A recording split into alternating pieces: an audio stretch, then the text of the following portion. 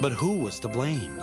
All the experts had an answer. Angry, heavy metal subculture. Where were the parents? Violent movies. South Park. Video games. Television. Entertainment. Satan. Cartoons. Doom. Society. Toy guns. Drugs. Shock rocker.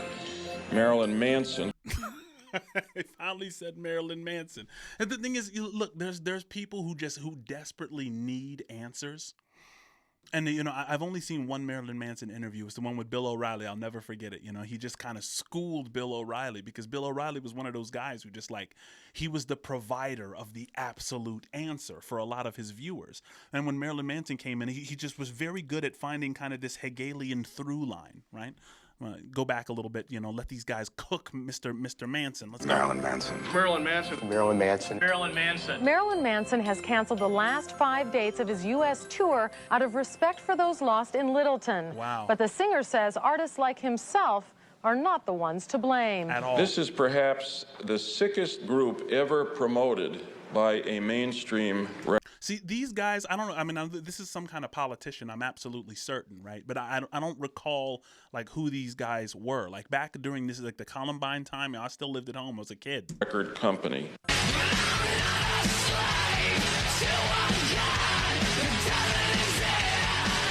After Columbine, it seemed that the entire focus on why the shootings occurred was because the killers listened to Marilyn Manson.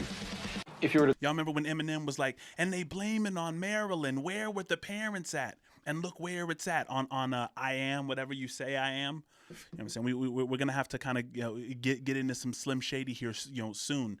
But it's crazy because he kind of made himself. Now I don't know if he was oblivious to the idea that he would be a scapegoat for some of this stuff. You know what I mean? Interesting. Shootings occurred was because the killers listened to Marilyn Manson. If you were to talk directly to the kids at Columbine or the people in that community, what would you say to them if they were here right now? I wouldn't say a single word to them. I would listen to what they have to say, and that's what no one did. I wouldn't say a thing to them. I would listen to what they have to say. Attention is the currency of love. Open, curious attention. And what's crazy is, like, once again, they present him with a dichotomy, and he always shows you it's a false dichotomy. Right? And he's like, what would you say to them if they were here? You know, what they're thinking in their mind is you would either apologize for being the influence that led to all this, terrible stuff, or you would just callously, shirk off the responsibility. He said, no, what I would do is listen. You're missing the fact that this isn't dichotomous. There's a through line here, right? I appreciate his responses to all these interviews. I don't understand why you pick Catholicism, why you go with the cross, with God, with the Pope. To me, she has lost her religion because of listening to him as well as other musicians.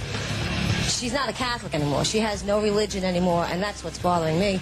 Well, it could be because it was your religion and maybe it wasn't supposed to be hers. Okay.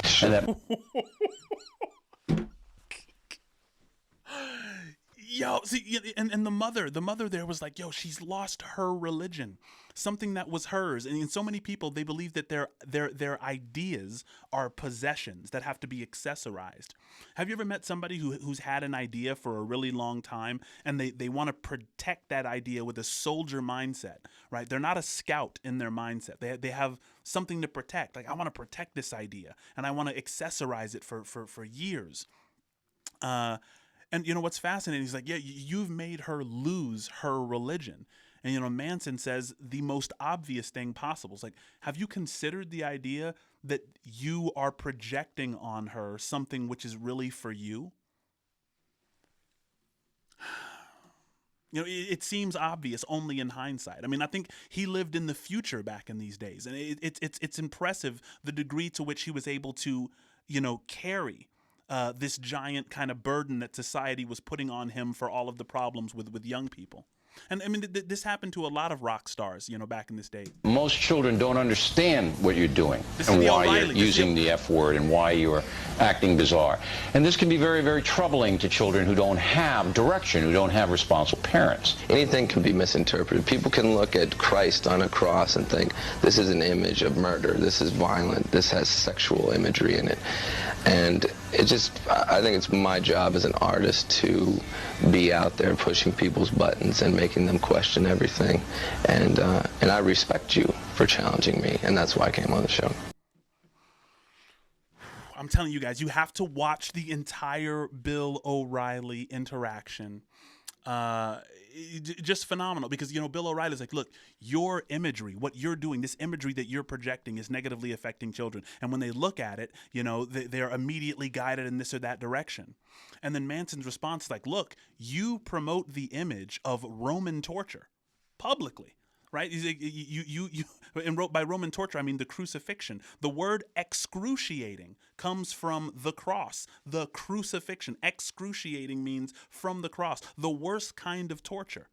Right? So when you put a nail through the wrist, it sends like shock waves up the arm that makes the fingers kind of clutch like this. You know, and we have that on full display, and we think that imagery, you know, isn't doing, you know, strange work in the minds of people who interpret that in different ways. But we're so sometimes locked in the way that we want to interpret things, we don't even realize that there's a through line. These were phenomenal interactions. You gotta be open-minded. But let me say something. I also don't think that this interaction on SNL was the best kind of interaction to have, you know, with this mother and her daughter and Marilyn Manson there. It's kind of like everybody in the room against the mom, right? You know, but I think because I don't remember watching this full interview, I think at least, you know, Manson was kind of charitable in this interaction. He wasn't just like dogging on the mom. Sorry, I accidentally muted it. Let's rewind it just one bar, you know what I'm saying? Let him cook. But let me say something. Let me say something now. I've particularly on this record, with the imagery that I use, I tried to look at the things that I was taught growing up about Christianity in a different way. You know, I looked at the image of Christ on the cross and the story of him as someone who was a revolutionary with dangerous ideas, and I started saying to myself, oh, I can relate to this story now. I'm not going to dismiss it, but I'm going to interpret it in a different way. So everybody should, you know, you have to be open-minded. I'm sure when you were young, you didn't want to listen to what your parents were trying to tell you to believe in. You know, she's going to find her own. Maybe someday she'll become a nun. You don't know. See, and here's the thing, right? That's the beauty of that moment, right? Because Marilyn Manson, I think, had the mind and attention. He's a celebrity, right? He may have had the opportunity in that moment to actually pit that child against her mom, right? He could have done that. He could be like, oh, you know, she should let her be free, and you know, you're a but he didn't do that, right? He tried his best to integrate both of their minds. Like, look, I understand your fear, right? And that fear is one that your parents had when you were, you know, going off doing whatever thing. You know what I'm saying? There's pamphlets in the United States that say we should make absinthe illegal because it causes women to ride bicycles. On the brochure, you see like a woman riding a bicycle. It's like, hey, don't spread absinthe. It causes women to ride bicycles, and we can't have that, right? It's crazy. There was a degree to which this man kind of lived in the future. Two byproducts of that whole tragedy were violence and entertainment and gun control. And how perfect that was the two things that we were going to talk about with the upcoming election. And also then we forgot about Monica Lewinsky, and we forgot about the president was shooting bombs overseas, yet I'm a bad guy because I've sang some rock and roll songs. And who's a bigger influence, the president or Marilyn Manson? Do you know? I'd like to think me, but I'm going to go with the president. What's your message? What are you trying to get across in the lyrics to these songs? It's always about being yourself and not being ashamed of. One thing I wanted to talk about again is he mentioned Jesus kind of being this rebellious person. It's like we forget, you know, those of us who venerate Jesus, as I do, right? We sometimes have the tendency to forget that during his day, he was thought of as a rebellious kind of outsider. You know what I mean? He was in the charismatic tradition, which means he was like, God is speaking directly to me, and I have something to say to the people that is outside of, you know, what's written in the scriptures so far. Jesus would always say, you know, it is written thus and so, but I say this. Right? Yeah, I know that in the scriptures it says this, but I'm bringing this new thing. Right? That wasn't considered fly back then. You know what I mean? Jesus was killed for that. You know what I mean? He was definitely scapegoated. being different or thinking different. I try and take everyone's ideals, common morals, flip them around, make people look at them differently, question them, so that you're not always taking things for granted. For example, you do rip pages out of the Bible in your concert. You do wipe your ass with the American flag. Mm-hmm. Some of these things, you have to admit, are controversial. Absolutely. I mean, they're designed to make people think, but the point with the Bible or flags is to say it's only as valid as you make it in your heart. A piece of paper, perception, isn't it, Marilyn? A piece of paper or a piece of cloth doesn't mean anything. It's what you believe. And I want people to think about what they believe. I want them to consider if everything they've been taught, if that's what they want to believe or that's what they've been told that they have to believe. You're pretty well spoken. You know, I love how Bill Maher was like, look, you're doing this, you're doing this with this, and you're doing that. That's pretty controversial, isn't it? As if controversy itself is anathema. And I know that that's not Bill's position, but that's an interesting way to lead the question. Spoken guy, yet in your records you use a lot of F word, a lot of swearing, and this and that. Again, is it necessary? Sometimes. I think sometimes when you're making a point, I don't think that my lyrics are overlaced with profanity, because I myself don't speak using a lot of profanity in normal conversation. But I think when you're making something aggressive and you need to get a point across, if you're angry, sometimes profanity is necessary. It's better to use a curse word than to hurt somebody else, I find. Bro, I'm telling you, Bill Maher, you have to look at the original Bill Maher interview to understand just the depth, because Bill Maher, at this point, I think is old enough to be Marilyn Manson's dad, perhaps, and yet, Marilyn Manson is just schooling him because it's a script versus a through line. It isn't necessarily that Marilyn Manson is a lot smarter than Bill O'Reilly. How should I know, right? But I know that Bill O'Reilly was running a script. He had a job to do. He had an aim. He had an agenda. And the mind that is tied to an agenda is always less free. It's always there's always a cognitive limitation that comes with an agenda. That, with him, he's like, look, I have this segment with Marilyn Manson who we're blaming all of this stuff on, and my agenda is to move him from this direction and to catch him in all of these traps and all these things. And Marilyn Manson didn't come either to dodge those. Either to dodge the agenda or to fall into it. So he was in much more of a cognitively available space, and I think he ended up making, Bill O'Reilly look, a little bit foolish here. Well, I think if parents spent more time trying to censor rock music and art and movies and things like that, and they spent the time teaching their kids to appreciate and understand those things and to know what's right and what's wrong, I think that's more time spent, more value. You can take some of your lyrics as, you'll understand when I'm dead. I mean, disturbed kids could take the lyrics and say, when I'm dead, everybody's going to know me. Well, I think that's a very valid point, and I think that that's a reflection of not necessarily this program, but of television in general. If you die and enough people are watching, then you become a martyr, you become a hero, you become well-known. So when you have things like Columbine and you have these kids that are angry and they have something to say and no one's listening, the media sends a message that if you do something loud enough and it gets our attention, then you will be famous for it. That's fascinating, because some of the lyrics are not just for those, wayward children who are, listening to Marilyn Manson, and then, we blame Marilyn Manson or the rock stars, right? Some of the messages are actually for the adults in the room. Like, hey, if you don't start listening to people, and we talked about it with Disturbed, right? All I wanted was a little bit of, and then nobody gave a, the song called Stupefy by Disturbed. We covered that on this channel.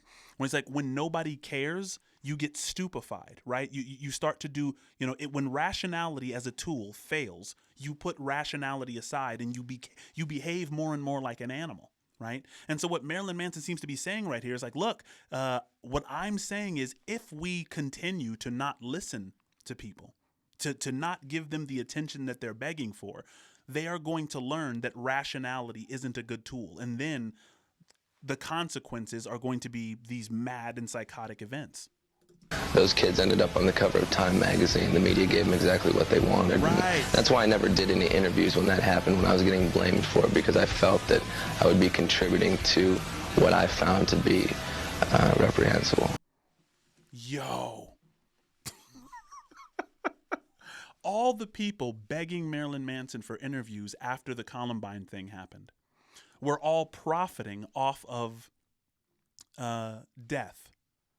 Which doesn't mean that they all had nefarious intention, right? It's not an either or, and it's not, it's not either hot or cold here, right? Hear me out. I love how he says that. He's just like, look, I didn't want to participate in that. I didn't want these boys to be the heroes, right? I make a song about it, but you guys are actually doing the evil thing of making these people icons by putting so much attention around them. That's all that they wanted, right? And so he avoided that. He avoided aggrandizing the event, after it happened, because he thought it was reprehensible. I thought that was a crazy answer. That was a great answer, right? So you don't believe that your songs reflect any kind of suicide wish or anything like that? No, I feel that my songs talk about getting through feelings like that. No, it's not. It's responsible because I'm telling them the truth. No sex. And we haven't told people the truth. No, you're making an irresponsible suppression of sex throughout history that's made people so violent. Wait a minute. You're making the irresponsible. If you're feeling guilty about having sex, I've never known anyone who. Everybody wants to have sex. The world is created through sex. The irresponsible assumption is the one that you made is that teenage children are going to have sex no matter what. That's not necessarily true at all. No, it's not. Oh, Gordon.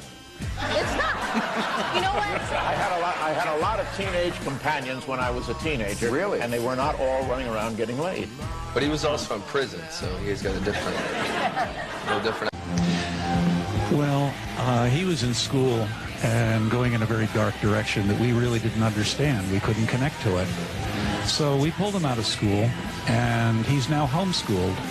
And I feel you can't criticize something you don't know anything about, so I went to the concerts with him. I'm convinced that Marilyn Manson is a true rock and roll star. He's a star! Wow. So this dad says, I had to admit something. I had to admit I was confused. Guys, that's a very difficult thing to admit when you have a lot invested, and we have a lot invested in our children. I'm a father of a 5-year-old, right? And it is a struggle daily to admit to myself that I am not ultimately in control of what happens to her in the future. That's a terrifying thing to admit, so I don't do that often. But, as a Stoic, I try to make a habit of remembering that wisdom consists in the knowledge of what I can and cannot control, right? And this man with his son says, look, I had to begin with the admission that I'm confused, that I don't know what's happening, right? And that simple admission is what led him to that open curiosity of like, you know what? Now that I've admitted I'm confused, now that I'm not labeling my emotions, anger, fear, resentment, right? I now have this this creativity that's opening up, creative solutions. What if I go to a concert with him, right? What if I have the audacity to attempt to participate? Guys, I'm telling you, this is fascinating. I believe in him. And he's helped my son be himself through a lot of adversity and crap. And listen, guys, hear me out. I don't think Marilyn Manson is some damn hero. I don't think he's trying to be that. He's not trying to be a mentor. He's not trying to be anybody's, he's not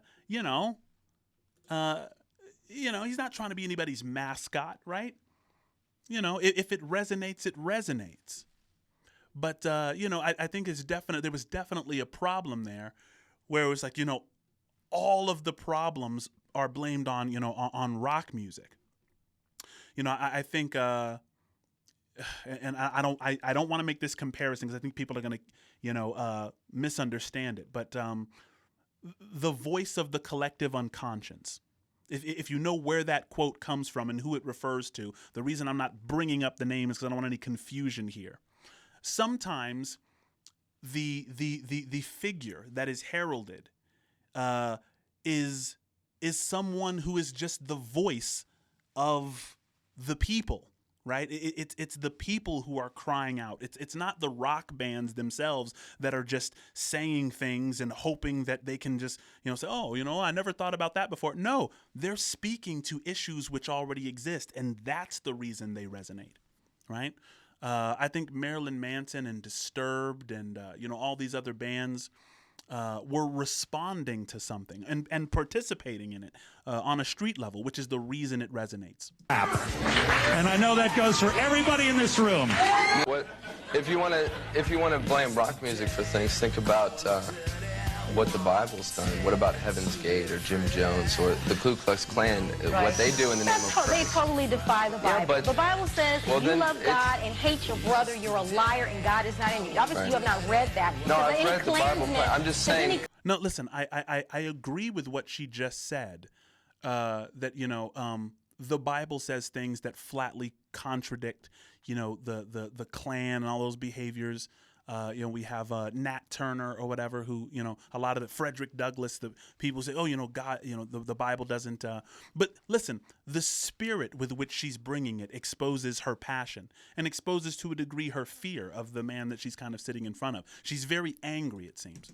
You're a liar and God is not in you. Obviously, you have not read that. No, I've read the Bible. I'm just saying what people do in the name of the Bible is a liar and God isn't in him.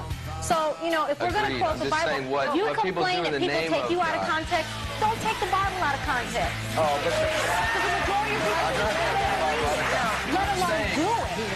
Let alone do it. Context, he's taking Friedrich Nietzsche out of context. That's what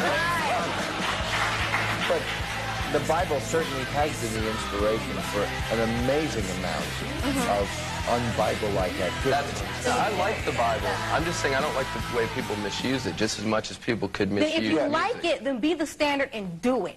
That's the problem. I like it as a book, the just like I majority like of the people Cat in the Hat. say there's something and they're not. Do you know that the day that Columbine happened, the United States... See, I think she got under his skin a little bit, understandably, because, she's very, she kind of had this, she's really going after him respectfully. And the thing is, I don't know the way that interaction went. So maybe that's not her fault. I think that he can kind of pop off in the mouth too, because at the end of that little interview, you see what he snuck in there, right? He's like, I respect the Bible. I respect it like I respect the Cat in the Hat, and kind of got a laugh out of it.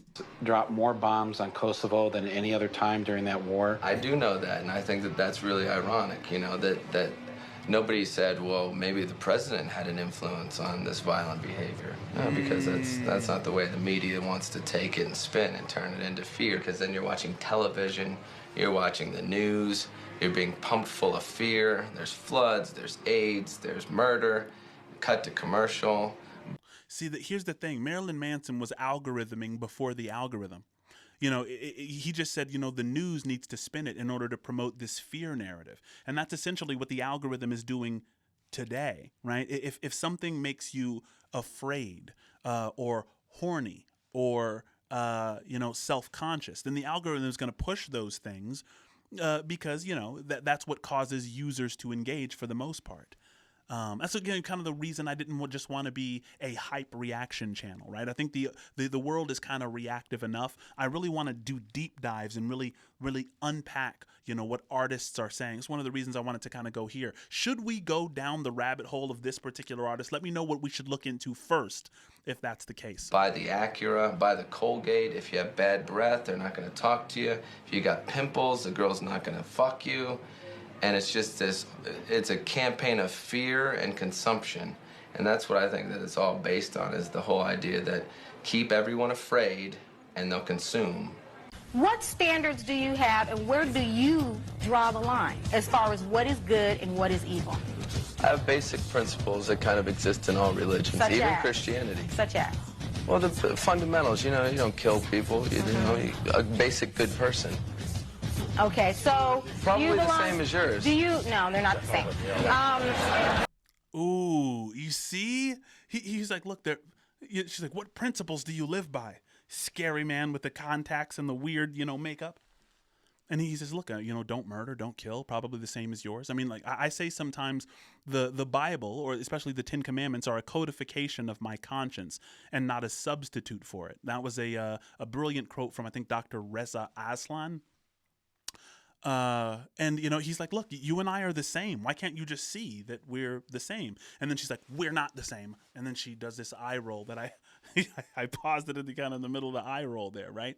But look, I mean, Marilyn Manson kind of has a point. It's like the Bible says we're all beautifully and wonderfully made. We're all made in the image of God. And he's trying to kind of throw her a light and say, why can't you just see that we're kind of one and the same thing? And it's like, I'm not somebody who's out here, you know, killing people just because I'm reflecting something dark in my music. Guarantee they're not the same.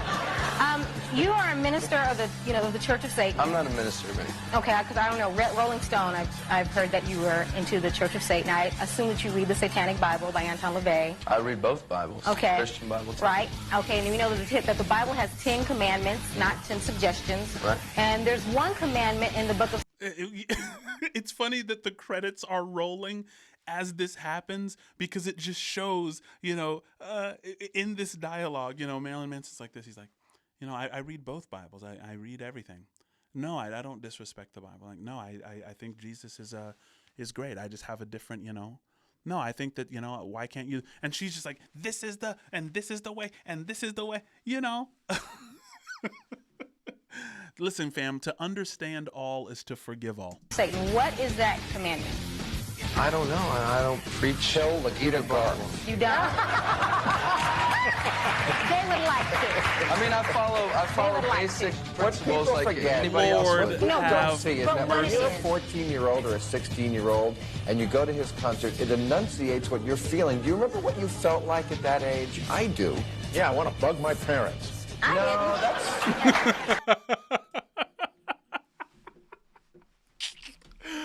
That was so fire. I wish you would do more interviews.